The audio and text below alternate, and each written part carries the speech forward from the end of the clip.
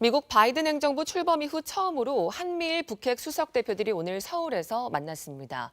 이 시각 현재 한반도 비핵화를 위한 공조 방안 등을 논의하고 있는데요. 회의장에 나가 있는 취재기자 연결해 보겠습니다. 신선민 기자, 한국과 미국 북핵 대표 간 협의는 끝이 났다고요. 북한에 대한 메시지도 나왔습니까? 오전 10시부터 노규덕 한반도 평화교섭본부장과 성김 미 대북 특별대표의 협의가 45분간 진행됐습니다. 조 바이든 미 행정부 출범 이후 첫 북핵 수석 대표 대면 협의였는데요. 이번 협의는 김정은 북한 국무위원장이 미국에 대해 대화와 대결을 모두 준비해야 한다는 메시지를 내놓은 직후에 이루어졌는데 먼저 이 메시지에 대한 평가가 나왔습니다.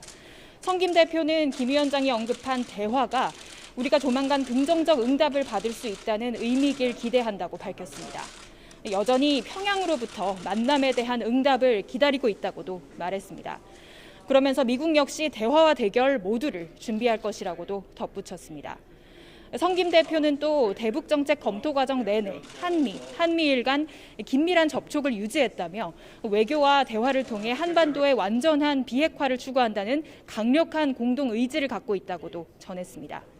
우리 측 노규덕 본부장은 한국 정부가 한미 협의를 통해 북한과 조속한 대화 재개를 위해 필요한 역할을 계속할 것이라고 강조했는데요. 남북 관계 그리고 북미 관계가 상호 이익이 되는 선순환 구조의 복원을 바란다고도 밝혔습니다. 양측은 지난달 한미 정상회담의 후속 조치를 논의하고 북미 대화의 재개 방안을 모색한 것으로 알려졌습니다.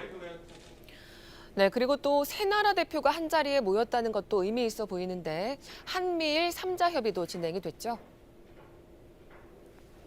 그렇습니다. 한미 협의에 바로 이어서 일본의 북핵 수석 대표인 후나코시 다케이로 외무성 아시아 대양주 국장이 합류해서 한미일 3자 간 북핵 협의를 진행했습니다.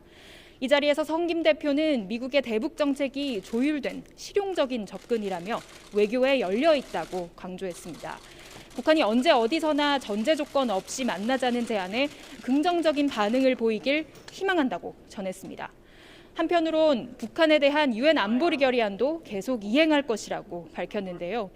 오후에는 이상열 외교부 아시아태평양 국장과 후나코시 국장이 만나 한반도 비핵화를 위한 공조 방안을 모색합니다.